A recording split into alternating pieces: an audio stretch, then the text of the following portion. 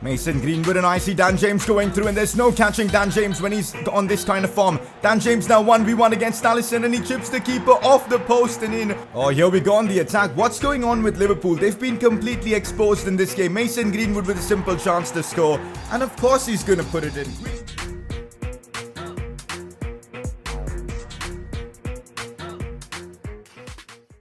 Here we are back again with another episode of the Manchester United Career Mode series. This is episode number 45. And it's a big episode for us today as we are in the January transfer window. And yes, there are going to be some major signings in this episode. Last episode, we discussed the possibility of signing Kylian Mbappe for free on a pre-contract. Are we going to make that happen? Let's find out. Apart from all the transfer business, we do have to focus on the Premier League as we've got some tricky games coming up. Wolves away is always a difficult game. Chelsea at home at Old Trafford is also going to be tough. In today's episode, we're going to have massive pre-contract signings, potentially a few players leaving, of course, Premier League action and a lot more. So if you guys are enjoying this series, keep the support coming in. Drop a like on the video, subscribe if you're new around here.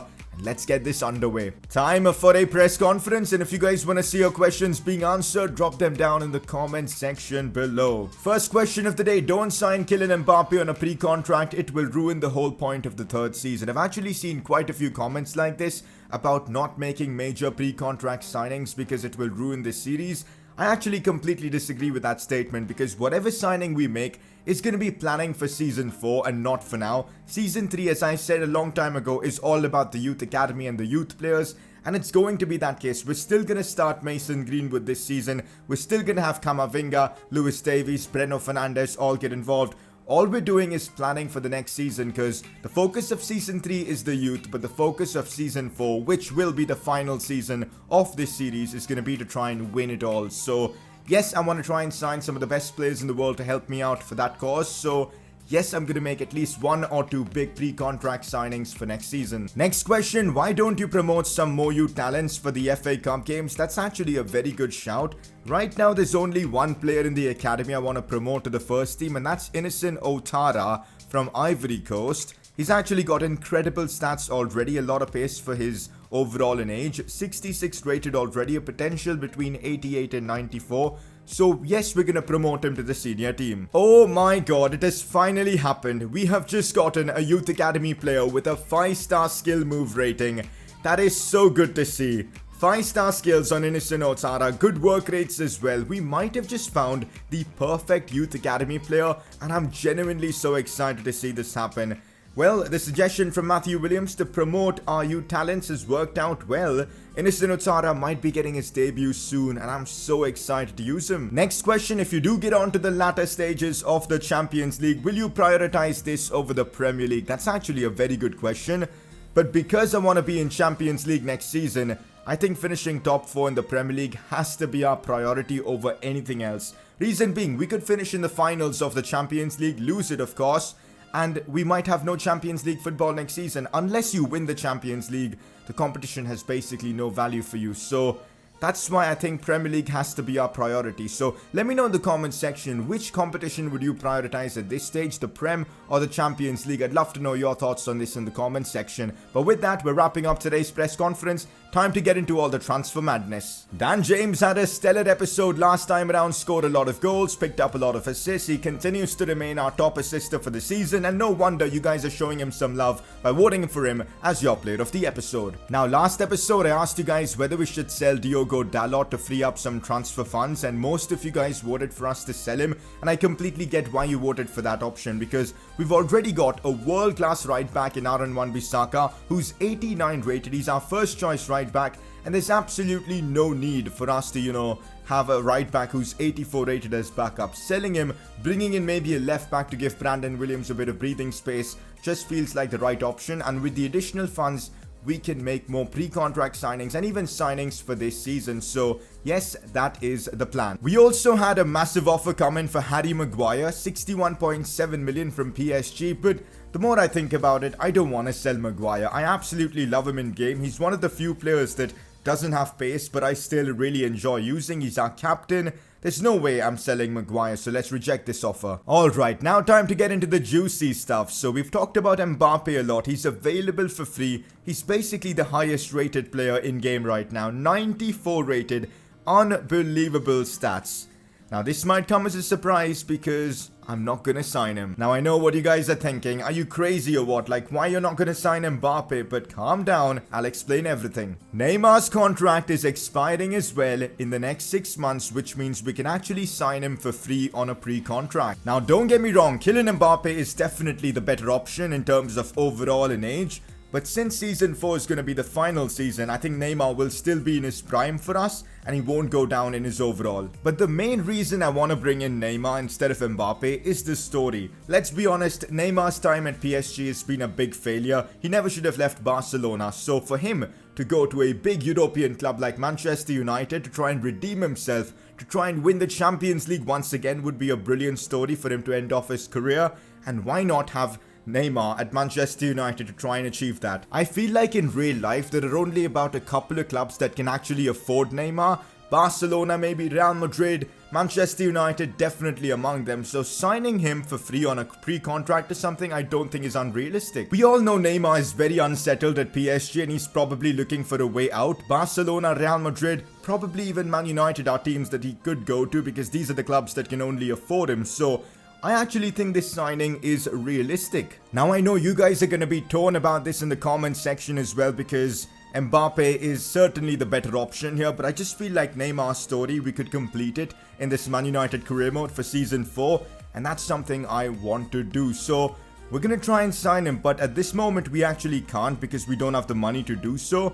We're going to have to generate some revenue, probably from selling Diogo Dalot, because we still need an additional amount of money in our wage budget to actually afford Neymar. So I guess we just have to sell Dalot. I'll actually have a vote on this video. Who would you have signed? Kylian Mbappe or Neymar? Click the I button to vote. I just want to see your opinions on this. Also, let me know in the comment section. The quest to avoid signing Phil Jones continues as we try and complete our objectives. We've got to step things up though. The objectives have proven to be really difficult for us. Bruno Fernandes and the local lads objective thing is going pretty well for us, so let's just keep that going. We're actually starting the episode off with an FA Cup game, which I'm gonna sim with my second team, and we've actually lost. Wow. FA Cup first round exit. That is not good news. Danny Welbeck with the goal. Southampton beat us 1-0 and we're out of the competition. By the way guys, I've actually been training Innocent Otara quite a bit for the past few weeks. Of course, he's the kid with the 5-star skill moves, and because of that his finishing has gone up to a good 75 rating already, which is nice to see. An offer comes in for Diogo Dalot from Manchester City of all clubs. That's literally the last club I want to sell him to, but the thing is, we've got to act quick if we want to sign Neymar. He's not going to wait around for us, so we've got to negotiate with them, and I'm trying to, get the highest value possible for this transfer. So I'm going to counter with £40 million for Diogo Dalot, and let's see if Man City are willing to pay that. Come on, Pep, accept it. They're willing to pay 35.4. Let's continue negotiating to try and rip them off by making them pay a lot. Let's go for 38.5. I think they should accept this. Come on, Pep. I know you've got the money. You've got the oil money behind you. They're only willing to pay 35.4. Let's make it 37. Come on. At least meet me halfway there. 37 million for Diogo Dalot. Come on, Pep. And there you go, that's gone through. Hopefully this deal goes through soon so we can wrap up the Neymar pre-contract signing. Now with Diogo Dalot on his way out, we definitely need to bring in a left back to, give Brandon Williams a bit of breathing room. Alphonso Davies might just be the man. He's currently playing for Crystal Palace. But I'm not going to be signing the left back until next episode because I want to read through your suggestions. So do let me know in the comments section who should we sign as maybe a backup left back. Oh wow, this is a massive offer coming in for Scott McTominay, 46.5 million.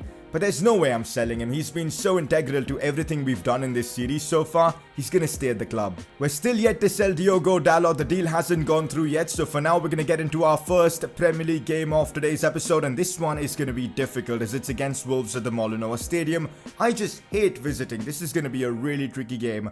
And Wolves are 11th in the Premier League. They're not doing too bad. So they're going to give us a challenge. And we've got to continue winning. Otherwise, City, Spurs, Chelsea will all have a big gap over us. So Let's go out there and try and pick up the 3 points. This is how we've got our team lined up for the big game against Wolves as we face them at the Molyneux. As I said, this is a stadium I just hate visiting. You guys know how tricky it is to play Wolves. They're literally my bogey team. This is how we've got our team set up. Mason, Greenwood up top, Grealish, James, Rashford all starting. We're going big with our team. Lewis Davies in the lineup as well. Swansea, Wan-Bissaka all starting. Dean Henderson in goal also. I kind of want to have Innocent Otsara on the bench to give him maybe his proper debut with us. So let's put him on there instead of Justin. And let's see if we can afford to play him in this one. Anyways, United versus Wolves. Let's get right into it. Wolves have pissed me off so many times in career mode that I desperately want to beat them in this one. Like, come on. We've got to try and beat them big in this game. Scott McTominay doing really well here. Driving the ball from midfield. Still McTominay. I'm looking for passing options. I see Dan James in a good spot. This has to be a goal. Come on. How has Wolves managed to defend that? I think there was a last-ditch tackle on Dan James. Otherwise, he probably would have scored. Yeah, there was. Wolves on the attack with Mason Mount making a driving run from midfield. Maguire stops that brilliantly. Exactly why I don't want to sell him. For some reason, man, Maguire has just worked so well with me in this career mode. He always makes the right decision. Not gonna lie, this has been such a dull game of football. Like, barely any chances in this first half. Good defensive tackles coming in from both sides as defenders, but that's about it really. It's been a really dull first half unless we could do something from this attack here. As it's Dan James, now Mason Greenwood, but the first touch was just awful.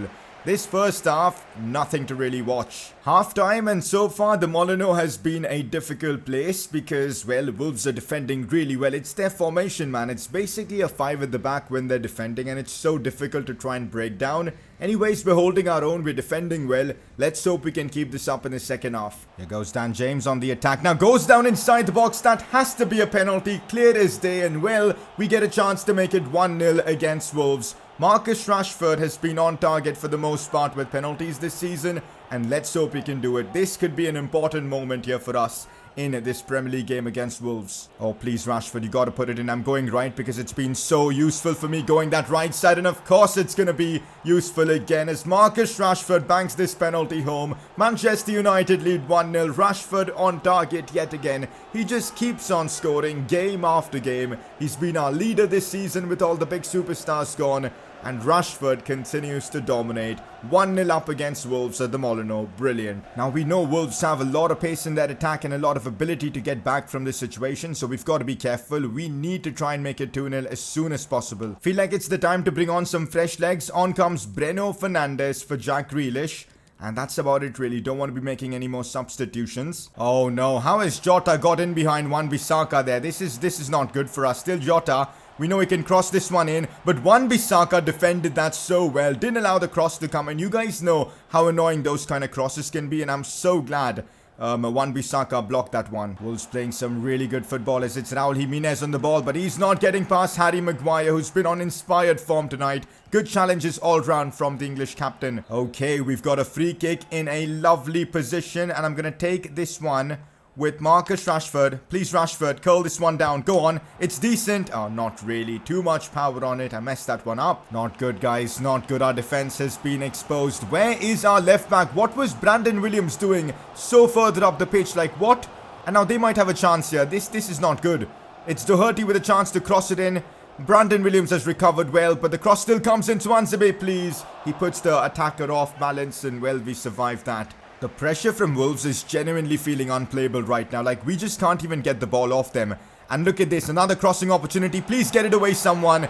Oh man, the chaos when every time a cross comes in, it is just so intense. And thankfully this one, we managed to get it away. But now they've got a corner. I don't want to be conceding from a set piece. Wan-Bissaka goal line clearance pretty much. The chances still keep coming in for Wolves. I don't want to concede a late goal. Get it away, someone, please.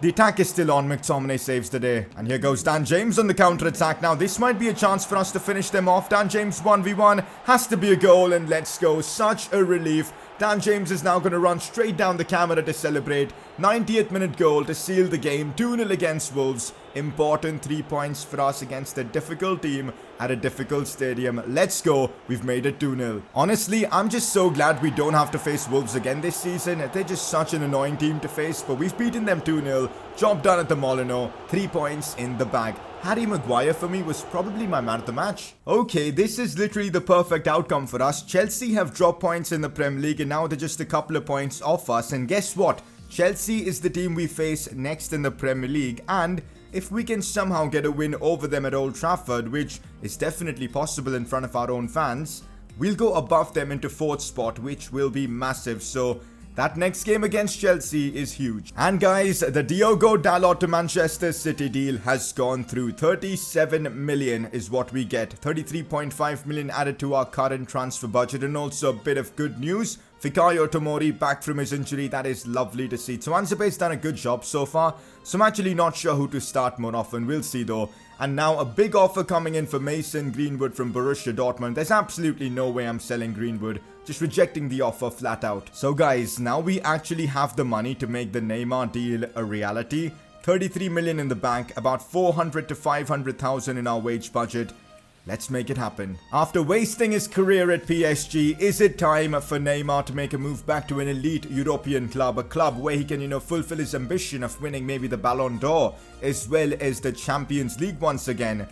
Is Manchester United the club to make it happen? Let's hope so. Of course, this season, he's not going to be at the club. But for next season, we're planning to try and make him our leader, our superstar. After wasting his career at PSG for a long time, is it time for Neymar to make the move to a big European club to fulfill his ambition of winning the Ballon d'Or, as well as maybe even the Champions League? I think it is, and Manchester United might just be the place for it. Here we go, guys, negotiating with Neymar and his agent in the office for this pre-contract transfer. This is certainly going to be a tricky deal to pull off. Of course, we're going to give him crucial squad role. I'm sure he's going to have it no other way because he's 91 rated. He's effectively going to be our best player in the team. Brilliant. 3-year contract length as well. That's perfectly fine. Season 4 is probably going to be the last season of this series anyways.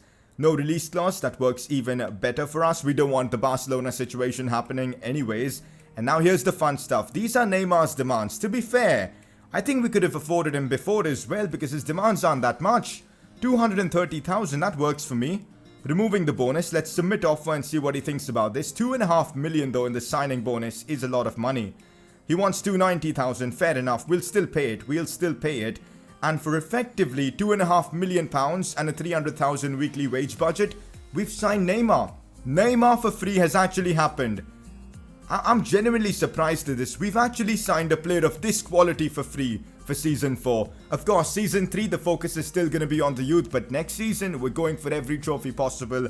And we'll have Neymar in the team for that to help us out. Signing Neymar has definitely got me super excited for Season 4 as well. But of course, for now, focus remains on Season 3. We've still got a lot of important stuff to get done with in Season 3. Especially like guaranteeing Champions League football for next season. Otherwise, signing Neymar would just be pointless. When we last faced Chelsea at Stamford Bridge, it was a difficult 2-all draw. I'm expecting another difficult game, but hopefully we have the edge because it's at home. Manchester United versus Chelsea. This is going to be one hell of a game because winner takes top 4 spot at least for now. So there's a lot to play for. And because our first team is fully fit, I'm basically starting all of them. Greenwood, Rashford, James, McTominay, all of them in the lineup. I'm ready for this game. 3 points is needed here for our race for top 4. If we don't manage to get it, Chelsea will have a 5-point advantage once again over us. That's the Chelsea team we're facing. Pulisic, Gabriel Jesus and David Neres up top. There's just so much pace in that attack. It's going to be difficult. Van de Beek, Jorginho and Bakayoko is a fabulous midfield.